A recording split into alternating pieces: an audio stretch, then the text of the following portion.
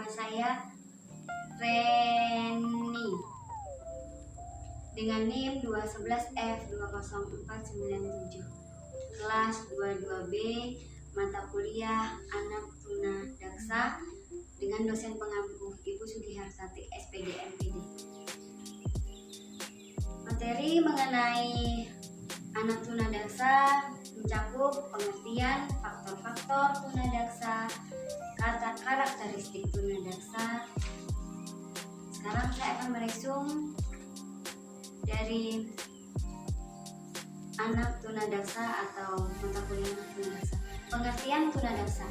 Istilah tunadaksa berasal dari kata tuna yang artinya rugi, kurang, dan kata daksa berarti tubuh. Sehingga tunadaksa merupakan sebutan halus bagi orang-orang yang memiliki kelainan fisik, khususnya anggota badan seperti kaki, tangan, atau bentuk tubuh. Kondisi di mana memiliki ketidakmampuan anggota tubuh untuk melaksanakan fungsinya yang disebabkan kelainan atau kecacatan otot, tulang, atau persendian, sehingga mengakibatkan penggangguan koordinasi, komunikasi, adaptasi, mobilisasi, dan perkembangan kebutuhan pribadi. Kelainan yang terjadi dapat disebabkan oleh penyakit, luka akibat kecelakaan, atau pertumbuhan yang tidak sempurna pembawaan sejak lahir. Faktor-faktor yang menyebabkan tunadaksa terdapat 3 penyebab, yakni prenatal sebelum kelahiran, faktor neonatal saat lahir, atau postnatal setelah kelahiran. Faktor prenatal sebelum kelahiran, kelainan fungsi anggota tubuh atau ketunadaksaan yang terjadi sebelum bayi lahir atau ketika dalam kandungan dikarenakan faktor genetik dan kerusakan pada sistem saraf pusat. Faktor kelahiran yaitu merupakan masalah dalam kelahiran yang menyebabkan tunadaksa. Pinggul ibu yang terlalu sempit membuat bayi sulit untuk keluar dan terjepit. Pemberian injeksi yang berlebihan untuk mendorong bayi keluar mempengaruhi saraf otaknya. Treatment untuk mengeluarkan bayi yang dilakukan secara ditarik juga mempengaruhi saraf bayi. Faktor kecelakaan. Faktor kecelakaan bisa menjadi hal yang sangat utama penyebab terjadinya tunadaksa. Kecelakaan bisa terjadi pada masa bayi, misalnya terjatuh pada saat digendong. Bisa juga terjadi pada saat anak sudah bisa berjalan, jatuh dari tangga, terjatuh dari sepeda, atau mengalami kecelakaan dengan orang lain. Terkena virus tunadaksa bisa disebabkan oleh virus yang mungkin menggerogoti tubuhnya, sehingga salah satu atau beberapa organ tubuh menjadi tidak berfungsi, misalnya polio dan beberapa virus lainnya. Karakteristik tunadaksa yaitu konokognitif.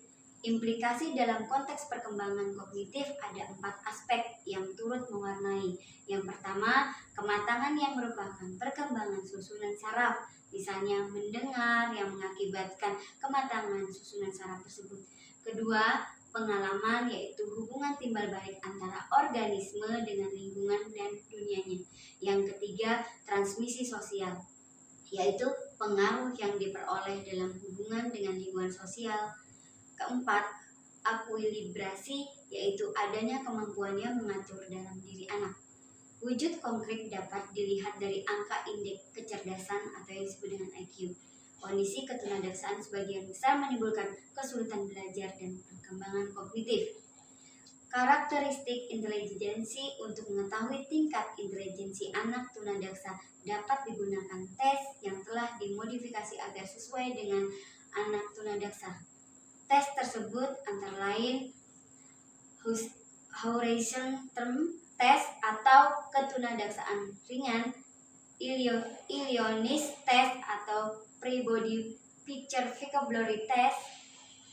Yang berikutnya,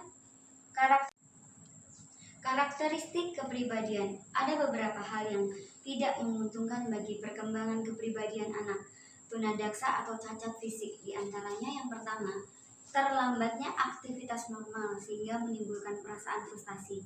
Yang kedua, timbulnya kekhawatiran orang tua biasanya cenderung overprotective. Yang ketiga, perlakuan orang sekitar yang membedakan terhadap penyandang tunadaksa menyebabkan mereka merasa bahwa dirinya berbeda dengan orang lain. Efek tidak langsung akibat ketunadaksaan yang dialaminya menimbulkan sifat harga diri rendah, kurang percaya diri, kurang memiliki inisiatif, atau mematikan kreativitasnya. Selain itu, yang menjadi problem penyesuaian penyandang tunadaksa adalah perasaan bahwa orang lain terlalu membesar-besarkan ketidakmampuannya. Berikutnya mengenai karakteristik fisik. Selain potensi yang harus berkembang, aspek fisik juga merupakan potensi yang harus dikembangkan oleh setiap individu. Akan tetapi bagi penyandang tunadaksa, potensi itu tidak utuh karena ada bagian tubuh yang tidak sempurna secara umum. Perkembangan fisik tunadaksa dapat dinyatakan hampir sama dengan orang normal pada umumnya, kecuali pada bagian-bagian tubuh yang mengalami kerusakan atau berpengaruh oleh kerusakan tersebut. Karakteristik bahasa atau bicara. Setiap manusia memiliki potensi untuk berbahasa. Potensi tersebut akan berkembang menjadi kecakapan berbahasa melalui proses yang berlangsung sejalan dengan kesiapan dan kematangan sensori motoriknya. Pada penyandang tunadaksa jenis polio, perkembangan bahasa atau bicara tidak begitu normal dan lain halnya dengan penyandang cerebral palsy. Gangguan bicara pada penyandang cerebral palsy biasanya berupa kesulitan artikulasi, kohesi, sistem respirasi. Demikian resum dari saya. Wassalamualaikum warahmatullahi wabarakatuh.